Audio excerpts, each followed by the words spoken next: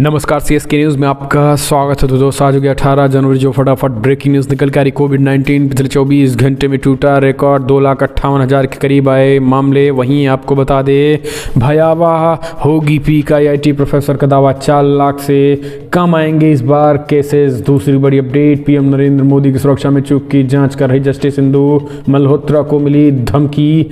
तीसरी बड़ी अपडेट निकल के आ रही है, रिपब्लिक डे परेड भव्य होगा इस बार का। गणतंत्र दिवस फ्लाई पास्ट में होंगे तीनों सेनाओं के 75 विमान, वहीं 75 लड़ाकू विमान उड़ान भी भरेंगे आसमान में, गरजेंगे राफेल और जगुआर। इस बीच चौथी बड़ी अपडेट, UK के सिखों ने भारत विरोधी ताकतों के खिलाफ छिड़े अभियान से झाड़ा पल्ला। कहा, PM मोदी ने गलत फहमियों को किया है दूर। तो एक एक करके बताएंगे। नेपाल सरकार ने भारत को किया आगाह, कहा लिम्पी अधूरा, लिपू लेख और काला पानी अभिन्न अंगिन क्षेत्रों में निर्माण तत्काल रुके। तो नेपाल ने फिर से भारत को दिखाई है आंख। वहीं UAE में हुआ है भीषण हमला, 3 तेल टैंकरों पर भीषण विस्फोट, 2 भारतीयों समेत 3 लोगों की मौत। तो एक एक करके आपको विस्तार से खबरें बताएंगे। जहां पे फ्रांस में कोरोना हुआ बेकाबू, विरोध प्रदर्शन भी हो रहा है, पब्लिक प्लेस जाने पर रोक दिया गया है। सब कुछ खबरें जानेंगे। जहां पर पाकिस्तान इंटरनेशनल बेइज्जती हुई है, कैसे वो हम आपको बताएंगे। तो एक एक करके जानना विस्तार से। जहां पे चीन ने फिर से नया फैला दिया है, नया कोरोना, नया वायरस, मर रहे हैं लोग चीन में, फिर से महामारी। तो एक एक करके वो जानना बेहद जरूरी। लेकिन उससे पहले एक छोटा सा निवेदन, अगर आपने चैनल को सब्सक्राइब नहीं किया तो पल पल के अपडेट के लिए चैनल को सब्सक्राइब करना ना भूले। दोस्तों, दरअसल पहली बड़ी अपडेट निकल के आ रही है, आपको बता दें दोस्तों, कोरोना ने देश में सक्रिय मरीजों की संख्या 16 लाख के पार। बीते 24 घंटे में आए 2,60,000 के करीब मामले, 385 लोगों की हुई मौत। दरअसल भारत में कोरोना का कहर लगातार जारी है। देश में 4 दिनों से लगातार 2.5 लाख से अधिक मामले सामने आ रहे हैं। स्वास्थ्य मंत्रालय द्वारा जारी सोमवार के आंकड़ों के अनुसार देश में बीते 24 घंटे में 2,58,000 मामले सामने आए हैं, जो कि रविवार की तुलना में 13,000 कम है। वहीं बीते 24 घंटे में 3,385 लोगों को कोरोना से मौत हुई है। सबसे अधिक चिंता करने वाली बात यह है कि देश में सक्रिय मामले 16 लाख को पार कर गए हैं। हालांकि इस दौरान 1,51,740 लोग स्वस्थ हुए हैं। देश में दैनिक पॉजिटिविटी रेट अब 19% हो चुकी है। कोविड-19 मामला जहां एक तरफ तेजी के साथ कमी आ रही है, तो वहीं आपको बता दें कि IIT प्रोफेसर ने नया दावा किया है कि 4 लाख से केसेस जो हैं वो कम आएंगे। पीक पर जाने की कोई चिंता नहीं है। एक और अपडेट, PM मोदी की सुरक्षा में चूक की जांच कर रही जस्टिस इंदु मल्होत्रा को मिली धमकी। पंजाब में PM नरेंद्र मोदी की सुरक्षा में चूक के मामले में जांच कर रहे पैनल की अध्यक्षता कर रही पूर्व जस्टिस इंदु मल्होत्रा को धमकी मिली है। रनाव की रिपोर्ट्स के मुताबिक जस्टिस इंदु मल्होत्रा को धमकी भरी कॉल्स आई थी। कॉल करने वाले शख्स या वो किसी समूह से जुड़ा हुआ है, उसकी पहचान नहीं हो पाई है। लेकिन ये घटना एक बड़ी साजिश की ओर इशारा कर रही है। दरअसल जस्टिस इंदु मल्होत्रा को सुप्रीम कोर्ट ने पिछले सप्ताह के PM मोदी की सुरक्षा चूक करने वालों पैनल का अध्यक्ष नियुक्त किया था। इससे पहले PM मोदी की सुरक्षा में चूक का मामला सुप्रीम कोर्ट में भी दायर करने वाले वकीलों को भी धमकी मिली थी। इन धमकियों के पीछे विदेश में सक्रिय खालिस्तानी संगठन सिख फॉर जस्टिस का हाथ बताया गया था। मीडिया रिपोर्ट्स के मुताबिक जस्टिस मल्होत्रा को यह धमकी सिख फॉर जस्टिस नाम के संगठन की ओर से दी गई है। इस संगठन ने धमकी भरे ऑडियोज क्लिप जारी किए हैं। धमकी में कहा गया है कि उन्हें प्रधानमंत्री मोदी और सिखों में से किसी एक को चुनना होगा। इससे पहले इस केस में जुड़े सुप्रीम कोर्ट के कई वकीलों को धमकी भरे कॉल्स आ चुके हैं। तो ऐसे में सुरक्षा एजेंसियां सतर्क हैं और कहीं ना कहीं इसके लिंक जो है वो विदेशों से भी हैं। हम चलते हैं एक और अपडेट, रिपब्लिक डे परेड भव्य होगा इस बार का। गणतंत्र दिवस फ्लाई पास्ट में होंगे तीनों सेनाओं के 75 विमान।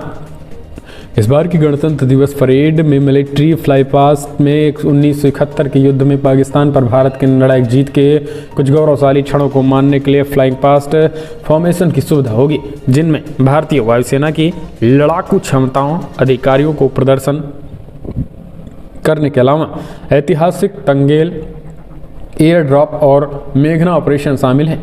ये बात मामले से जुड़े लोगों ने सोमवार को कहा है। भारतीय वायुसेना के अधिकारियों ने कहा है कि सेना, भारतीय वायुसेना और नौसेना के कम से कम 75 अलग अलग विमान 26 जनवरी के उड़ान प्रदर्शन में भाग लेंगे, जिनमें Rafale, Sukhoi 30, Jaguar C-130 special operation aircraft, Mi-35 gunship, MiG-29 के मैरीटाइम शामिल हैं।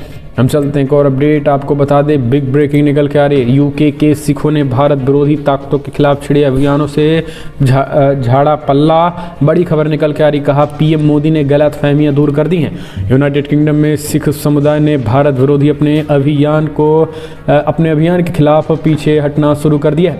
इस अभियान के नेतृत्व खालिस्तानियों द्वारा किया जा रहा है। इनके पीछे कुछ महीनों में यूके में कई विरोध मार्च आयोजित किए गए हैं। हालांकि रविवार को सिख समुदाय के नेता साउथ हॉल के पार्क एवेन्यू में स्थित गुरुद्वारा श्री गुरु सभा में एकत्रित हुए। उन्होंने समुदाय के लिए कई कार्य करने और गलतफहमियों को दूर करने के लिए प्रधानमंत्री नरेंद्र मोदी की और उनके सरकार को धन्यवाद देते हुए एक प्रस्ताव पारित किया। सिख समुदाय के नेताओं ने 26 दिसंबर को वीर बाल दिवस के रूप में घोषित करते हुए इसे सार्वजनिक अवकाश बनाने के लिए पीएम मोदी को धन्यवाद दिया है। प्रस्ताव के पारित होने को यूके में स्थानीय समुदाय द्वारा एक साहसिक कदम के रूप में देखा जा रहा है। सिख समुदाय ने भारत विरोधी गतिविधियों का प्रचार करने वाले मुट्ठी भर खालिस्तानियों का सामना नहीं करने का फैसला भी किया है।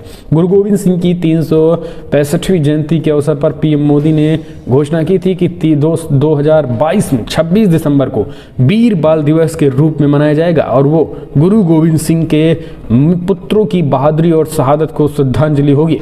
तो ये बेहद बड़ी खबर, यानी विदेशों से जो है पीएम मोदी का समर्थन। एक और अपडेट, नेपाल सरकार ने भारत को किया आगाह, कहा लिम्पियाधुरा, लिपुलेख और कालापानी अभिन्न अंग, इन क्षेत्रों में निर्माण तत्काल रोके भारत। जी हां, भारत को धमकी। दरअसल नेपाल सरकार ने रविवार को एक बार फिर से दोहराया है कि लिम्पियाधुरा, लिपुलेख और कालापानी देश के अभिन्न अंग है। भारत से अपील की है कि क्षेत्र में सभी निर्माण गतिविधि बंद कर दें। साथ ही कहा गया है कि वो कूटनीतिक माध्यम के जरिए सीमा मुद्दों को सुलझाने के लिए प्रतिबद्ध है। काठमांडू में भारतीय दूतावास की ओर से बयान जारी करने के एक दिन बाद ये टिप्पणी आई है। भारतीय दूतावास ने कहा है कि नेपाल के साथ सीमा को लेकर भारत का रुख सर्वविदित, सुसंगत और स्पष्ट है। इस बारे में नेपाल की सरकार को बता दिया गया है। बयान में कहा गया है कि हमारा मत है कि स्थापित अंतर सरकारी तंत्र और माध्यम वार्ता के लिए सबसे उपयुक्त है। साथ ही कहा गया है कि हमारे करीबी एवं मैत्रीपूर्ण द्विपक्षीय संबंधों की भावना के अनुरूप लंबित सीमा मुद्दों का समाधान किया जा रहा है। संचालन एवं सूचना प्रौद्योगिकी मंत्री और नेपाल सरकार के प्रवक्ता ज्ञानेन्द्र बहादुर कार्की ने रविवार को कहा है कि नेपाल सरकार इस तथ्य को लेकर दृढ़ और स्पष्ट है। महाकाली नदी के पूर्व में स्थित लिपुलेख, लिम्पियाधुरा और कालापानी क्षेत्र नेपाल का अभिन्न अंग है। नेपाल सरकार के प्रवक्ता कार्की ने कहा है कि नेपाल की सरकार भारत सरकार से अपील करती है कि वो नेपाली क्षेत्र से होकर गुजरने वाली सड़कों का निर्माण एवं विस्तार जैसे सभी एक तरफा कदम रोके। तो ये कहीं न कहीं टकराहट बढ़ाने वाली खबर। हम चलते हैं एक और अपडेट, यमन के हूती विद्रोहियों ने वहीं पर किया बड़ा हमला। 3 तेल टैंकरों में भीषण विस्फोट, 2 भारतीय समेत 3 लोगों की मौत।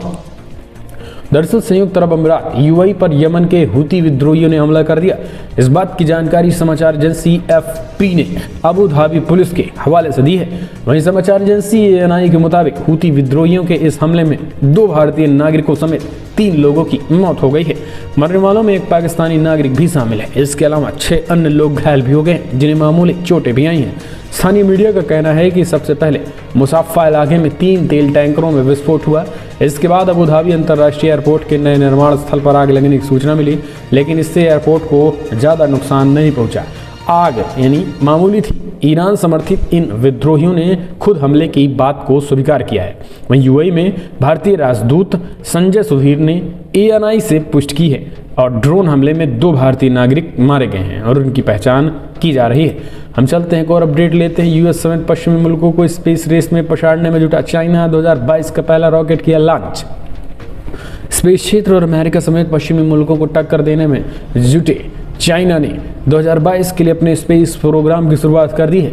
चीन ने सोमवार को लॉन्ग मार्च रूडी कैरियर रॉकेट लॉन्च कर दिया है। China aerospace science and technology corporation ने बयान में कहा है कि रॉकेट को उत्तरी चीन के शॉक्शी प्रांत के ताइवान सैटेलाइट सेंटर से स्थानीय समय अनुसार सुबह 10:30 बजे लॉन्च किया गया है। इस लॉन्च के जरिए सियान 13 प्रायोगिक सैटेलाइट को ऑर्बिटर में भेजी जाएगी। ये बड़ी खबर निकल के आ रही। इस बीच एक और अपडेट ले लेते हैं। आपको बता दें, फ्रांस में आया नया वायरस कानून, पब्लिक प्लेस पर नहीं जा सकेंगे अनवैक्सीनेटेड लोग, विरोध प्रदर्शन जारी। दरअसल आपको बता दें, फ्रांस की संसद ने रविवार को एक कानून को मंजूरी दे दी है जिनमें टीकाकरण नहीं करवाने वाले लोगों के रेस्तरां, खेल स्टेडियम और ऐसे ही अन्य स्थानों में प्रवेश पर पाबंदी है। ऐसे में संक्रामक ओमिक्रॉन वेरिएंट के कारण बढ़ते मामलों के रोकने के लिए किया जा रहा है। रिकॉर्ड संख्या में दर्ज किए जा रहे संक्रमण के मामलों के बीच हॉस्टलों पर भार बढ़ रहा है, जिससे बचने के लिए सरकार के प्रयासों के तहत नया कानून लाया गया है। नेशनल असेंबली ने विधेयक के पक्ष में 215 मत डालकर कानून को स्वीकार किया। राष्ट्रपति इमैनुअल मैक्रोन ने विधेयक को तेजी से पारित करते हुए कराने की कोशिश की थी, लेकिन दक्षिणपंथी और वामपंथी सांसदों के विरोध के चलते सैकड़ों प्रस्तावित संसाधनों के कारण इसमें देरी हुई। हम चलते हैं, एक और अपडेट लेते हैं। दोस्तों, बड़ी खबर निकल के आ रही, दारुल उलूम देवबंद के खिलाफ कार्रवाई का आदेश। एनसीपीसीआर ने कहा 10 दिनों के भीतर डीएम सौंपे रिपोर्ट। जी हां, दारुल उलूम की उल्टी गिनती शुरू। फतवा जारी करने और बच्चों के मुद्दे पर भ्रमित करने वाले बयान देने पर दारुल उलूम देवबंद के खिलाफ नोटिस जारी किया गया है। राष्ट्रीय बाल अधिकार संरक्षण आयोग ने नोटिस जारी सहारनपुर के डीएम को कार्रवाई के लिए कहा गया है। नोटिस में कहा गया कि दारुल उलूम देवबंद अपनी वेबसाइट पर फतवा जारी कर रहा है, भ्रामक बयान दे रहा है जो गलत है। बच्चों और उनकी शिक्षा से संबंधित मामलों पर दारुल उलूम के खिलाफ शिकायत के बाद नोटिस जारी किया गया है। सहारनपुर के डीएम को दारुल उलूम देवबंद की वेबसाइट की जांच करने, भ्रामक सामग्री पोस्ट हटाने और भारत के संविधान, भारतीय दंड संहिता, किशोर न्याय अधिनियम 2015 और शिक्षा के अधिकार के प्रावधानों को उल्लंघन करने के लिए कार्रवाई करने की कहा है। मामले में 10 दिनों के भीतर रिपोर्ट भी मांगी गई है। एक फतवे में दारुल उलूम देवबंद ने कहा है कि बच्चा गोद लेना गैर कानूनी नहीं है, लेकिन सिर्फ बच्चों को गोद लेने में वास्तविक बच्चों का कानून उन पर लागू नहीं होगा। यह आवश्यक होगा कि मैच्योर होने के बाद सरिया पर्दा का पालन करें। कहा गया है कि गोद लिए गए बच्चों को कोई संपत्ति में कोई हिस्सा नहीं मिलेगा और बच्चा किसी भी मामले में उत्तराधिकारी भी नहीं होगा। हम चलते हैं, एक और अपडेट लेते हैं। पंजाब विधानसभा चुनाव टला। जी हाँ, 20 फरवरी को होगा मतदान। चुनाव आयोग ने विधानसभा चुनाव स्थगित करने का फैसला कर लिया और इसके बाद ये मतदान 14 फरवरी को होना था, लेकिन अब 20 फरवरी को होगा। इससे पहले लगभग सभी पार्टियों ने चुनाव आयोग से पंजाब की सभी 117 विधानसभा सीटों पर एक चरण में 14 फरवरी को होने के वाले मतदान को लेकर कई दिनों तक स्थगित करने की बात कही गई थी और यही कारण है कि चुनाव आयोग ने कल मीटिंग बुलाई और इस मीटिंग में फैसला किया गया कि जो है अब 20 तारीख को मतदान होगा और वोटिंग की गिनती 10 मार्च को होगी। अधिसूचना 25 को जारी होगी। स्क्रूटनी 2 फरवरी को होगी। आवेदन वापस लेने की तिथि 4 फरवरी को होगी। हम चलते हैं, एक और अपडेट लेते हैं। यूपी की सियासी संग्राम में महबूबा की एंट्री। कहा भाजपा से जान छुड़ाने का मौका वो सिर्फ लोगों को लड़ाना चाहती है। यूपी समेत अन्य प्रदेशों में होने वाले चुनाव में महबूबा मुफ्ती की भी एंट्री हो चुकी है। उन्होंने कहा कि 70 साल पहले लोगों के पास देश को अंग्रेजों से आज़ाद कराने का मौका मिला था। आज हमारे पास मौका है बीजेपी से जान छुड़ाने का। ये उस आज़ादी से भी बड़ी आज़ादी होगी क्योंकि इस देश। हम चलते हैं, एक और अपडेट। इंटरनेशनल भिखारी इमरान खान देश की बदहाली को लेकर पाकिस्तानी पीएम पर भड़का विपक्ष।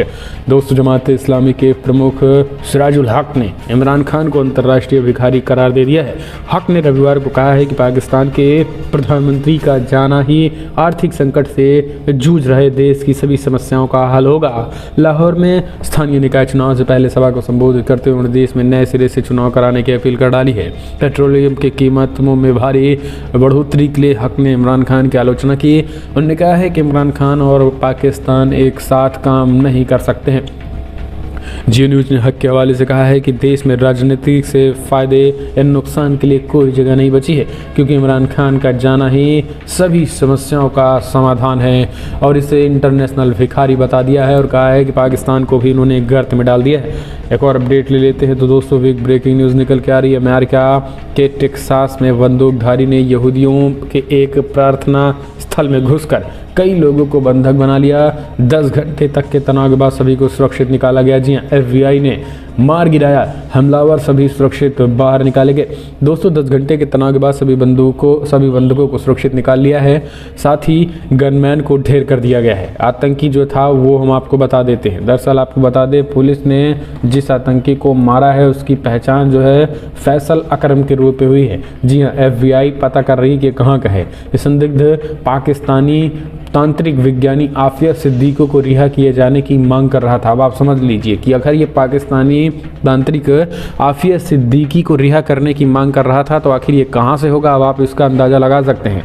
अमेरिका के टेक्सास में आतंकी हमला हुआ है, जहाँ पे टेक्सास में कई लोगों को बंधक बना लिया गया था, लेकिन वहाँ की सुरक्षा एजेंसी FBI ने उस गनमैन को धर लिया और वहाँ के लोगों को सुरक्षित निकाला है। राज्य के गवर्नर डेरेक एवॉन ने रविवार को कहा है कि सभी बंधकों को शनिवार देर रात टेक्सास के एक प्रार्थना स्थल में घंटों तक चल रहे गतिरोध के बाद छुड़ा लिया गया है। दरअसल आपको बता दें कि जिनको बंधक बनाया गया था वो यहूदी थे। जी हाँ, यहूदियों को एक प्रार्थना स्थल में घुसकर बंधक बना लिया गया था बंदूकधारी इस आतंकवादी ने।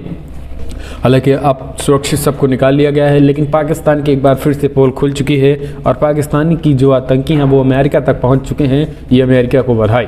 हम चलते हैं गौरव अपडेट। भारत ने चली ब्रह्मोस की चाल, ड्रैगन का समंदर वाला ख्वाब हो जाएगा चकनाचूर। दोस्तों, भारत और चीन के बीच जिस तरीके से सीमा विवाद गहराता जा रहा है उसमें ये सवाल तो उठना ही था कि क्या आने वाले वक्त में साउथ चाइना सी यानी दक्षिणी चीन सागर को लेकर समंदर का विवाद और लाकर ए रहा है, उससे भी भारत की भूमिका बढ़ेगी। निश्चित रूप से भारत की भूमिका साफ तौर पर नजर आने लगी है, लेकिन ये भूमिका कैसी होगी और किस रूप में होगी, उनकी बहुत सारे परतें आने वाले वक्त में खुलेंगी। लेकिन ब्रह्मोस का पहला सौदा ये संकेत दे ही गया है कि रक्षा मंत्रालयों को लेकर भारत और फिलीपींस के बीच जिस तरीके से नज़दीकियां बढ़ रही हैं, उनकी मुख्य वजह चीन की साउथ चाइना सी पॉलिसी ही है। आने वाले दिनों में वियतनाम समेत और भी देश कई इस कतार में भारत के साथ खड़े होंगे, क्योंकि भारत दक्षिणी चीन सागर को एक तटस्थ स्थान मानता है और हर हाल में यथास्थिति बनाए रखने का समर्थन करता है, जो चीन को मंजूर नहीं है। भारत की इस ब्रह्मोस चाल से टेंशन में है ड्रैगन। दरअसल आपको बता दें, फिलीपींस के साथ भारत ने $375 मिलियन यानी करीब 2800 करोड़ रुपए का एक महत्वपूर्ण रक्षा समझौता किया और ये फिलीपींस को भारत में बनी ब्रह्मोस सुपरसोनिक क्रूज मिसाइल दी जाएगी। इससे चाइना जो है पूरी तरीके से समंदर में पिटेगा, क्योंकि समंदर से किनारे वियतनाम है और वियतनाम के साथ फिलीपींस के साथ ये ब्रह्मोस मिसाइल देकर कहीं न कहीं इनडायरेक्टली चाइना पर भारत ने दबाव बना दिया है। एक और अपडेट चीन से आई दुनिया के लिए नई आफत। इस खतरनाक वायरस की चपेट में आकर 2 लोगों की मौत। WHO ने तुरंत कार्रवाई के दिए निर्देश। चीन में बर्ड फ्लू से 2 मौत हो गई हैं और अभी तक 5 मामलों की पुष्टि हुई है। वहीं विश्व स्वास्थ्य संगठन ने चीन से कहा है कि वो H5N6 वायरस को लेकर तत्काल कार्रवाई करे। पिछले साल चीन में बर्ड फ्लू से संक्रमित लोगों की संख्या में उछाल ने एक्सपर्ट के बीच चिंता बढ़ा दी है।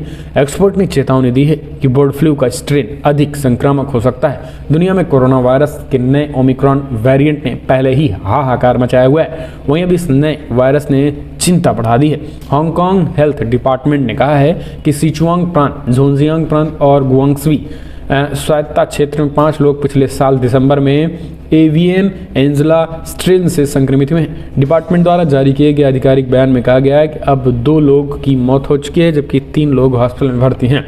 हम चलते हैं गौरव अपडेट। पाकिस्तान ने एक बार फिर भारत खिलाफ उगला जहर। अफगानिस्तान को भेजी जा रही मानवीय संकट को बताया पब्लिसिटी स्टंट। तालिबान राज लौटने के बाद गरीबी और भूखमरी से जूझ रही अफगानिस्तान की आवाम को भारत ने मानवीय सहायता के तौर पर 50,000 टन गेहूं भेजा था, जिसे पाकिस्तान ने पब्लिसिटी स्टंट बताया। पाकिस्तान ने इस मानवीय संकट को रोकने की पूरी कोशिश की। इसके लिए गार्ग मुहैया कराने तक में खूब आनाकानी की गई। इस मामले में वो लगातार जहर उगलते रहे। अब पाकिस्तान के बड़बोले राष्ट्रीय सुरक्षा सलाहकार NSA मोईद यूसुफ ने भारत पर नरसंहार करने का आरोप लगाया और कहा है कि दुनिया इस पर अभी भी शांत है। ये वही NSA हैं जो बलूचों पर हो रहे पाकिस्तानी सेना के अत्याचारों को खुशी से देखते हैं। मोईद यूसुफ ने कहा है कि भारत ने जानबूझकर पाकिस्तान के ज़मीनी रास्तों से अफगानिस्तान को गेहूं भेजने की घोषणा की थी ताकि पाकिस्तान ऐसा न होने दे। उन्होंने कहा है कि वैश्विक समुदाय को लगता है कि भारत चीन के खिलाफ संतुलन बनाएगा, लेकिन नई दिल्ली अब अपनेपन में संतुलित नहीं है। हम चलते हैं एक और अपडेट लेते हैं। बड़ी खबर निकल के आ रही। बीच यात्रा में ही पाकिस्तान के पायलट ने प्लेन उड़ाने से किया इनकार, कहा मेरा शिफ्ट हुआ खत्म। और काफ़ी पैसा भी उसका बाकी था। दरअसल पाकिस्तान के एक पायलट ने रविवार को सऊदी अरब की राजधानी रियाद में एक विमान को इस्लामाबाद लाने से इनकार कर दिया। पायलट का कहना था कि उसकी ड्यूटी की टाइमिंग खत्म हो गई है, इसलिए प्लेन नहीं उड़ाएगा। पाकिस्तानी इंटरनेशनल एयरलाइंस PIA ने पायलट के विमान को यात्रा के बीच में ही उड़ाने से इनकार कर दिया, जिसके बाद विमान में सवार यात्री भड़क गए और उन्होंने विरोध में कहा है कि वो विमान से नहीं उतरेंगे। पाकिस्तान के अखबार द एक्सप्रेस ट्रिब्यून के मुताबिक PIA प्रशासन ने बताया है कि PK 9754 ने सऊदी अरब की राजधानी रियाद से उड़ान भरी, लेकिन खराब मौसम के कारण दम्मम में उतर गया। फ्लाइट के कप्तान ने तब विमान को इस्लामाबाद ले जाने से इनकार कर दिया और कहा कि उनकी ड्यूटी समाप्त हो गई है। तो आप समझ सकते हैं कि इस तरीके से तो पाकिस्तानी पायलट है। एक और अपडेट ले लेते हैं, बड़ी खबर निकल के आ रही है, आपको बता दें। नॉर्थ कोरिया किम जोंग के हथियारों की भूख बरकरार, समुद्र में दागी 2 बैलिस्टिक मिसाइल लगातार कर रहा है परीक्षण। दरअसल उत्तर कोरिया ने महीने में चौथी बार समुद्र में 2 कम दूरी तक मार करने वाले बैलिस्टिक मिसाइल दागी है। इस बात की जानकारी दक्षिण कोरिया की सेना ने दे दी है। उत्तर कोरिया ने इस साल जब लगातार 2 बार मिसाइल परीक्षण किया तो उस पर अमेरिका ने प्रतिबंध लगा दिए। इसे तानाशाह किम जोंग उन ने उकसावे वाली हरकत बताया है और जवाब देने के लिए एक बार फिर से मिसाइल परीक्षण किया। और तब तक सोमवार को खबर आई कि अमेरिका के नए प्रतिबंधों के बाद दूसरी बार मिसाइल परीक्षण किया गया है। ये बड़ी खबर निकल के आ रही। हम चलते हैं, एक और अपडेट लेते हैं दोस्तों। समाजवादी पार्टी की मान्यता खत्म करने की मांग पर सुप्रीम कोर्ट में अर्जी, नायद हसन की उम्मीदवारी पर घिरे अखिलेश यादव। दोस्तों, सुप्रीम कोर्ट में अधिवक्ता अश्विनी उपाध्याय की ओर से समाजवादी पार्टी की मान्यता खत्म करने की मांग करते हुए अर्जी दाखिल की गई और इस अर्जी में कहा गया है कि चुनाव में उम्मीदवारी तय करने के मामले में सुप्रीम कोर्ट के आदेश का सपा ने उल्लंघन किया है और इसके लिए उनकी मान्यता खत्म की जानी चाहिए। अश्विनी उपाध्याय ने एक टीवी चैनल से बातचीत करते हुए कहा कि यूपी के कैराना से नाहिद हसन को उतारकर सपा ने सुप्रीम कोर्ट के निर्देशों का उल्लंघन किया। उपाध्याय ने कहा कि समाजवादी पार्टी ने कोरोना के एक गैंगस्टर को चुनाव मैदान में उतारा है। उनका क्रिमिनल रिकॉर्ड अपने ट्विटर अकाउंट और वेबसाइट पर सपा ने जारी कर दिया है। इसके अलावा इलेक्ट्रॉनिक, प्रिंट मीडिया और सोशल मीडिया में भी जानकारी नहीं दी गई। अधिवक्ता ने कहा कि मैंने सुप्रीम कोर्ट में दायर अर्जी में मांग की है कि सपा अध्यक्ष की ओर से उच्चतम न्यायालय के आदेश की अवहेलना की गई है। ऐसे में चुनाव आयोग को आदेश दिया जाए कि वो उनके खिलाफ सुप्रीम कोर्ट में याचिका दायर करे। हम चलते हैं, एक और अपडेट लेते हैं। पंजाब में चुनाव से पहले कांग्रेस को बड़ा झटका, भगवंत पाल सिंह समेत 5 सीनियर नेता बीजेपी में शामिल। पंजाब में विधानसभा चुनाव से पहले कांग्रेस को बड़ा झटका लगा है। अमृतसर DCC ग्रामीण अध्यक्ष भगवंत पाल सिंह सच्चर आदि सहित सब उनके 5 सीनियर नेता रविवार को भाजपा में शामिल हो गए हैं। भाजपा के राष्ट्रीय महासचिव तरुण चुग ने उनका पार्टी में स्वागत किया और चुग ने कहा है कि भाजपा के पक्ष में एक नई लहर शुरू हो गई है और विधानसभा चुनाव के बाद जल्द ही कांग्रेस मुक्त पंजाब देखेगी।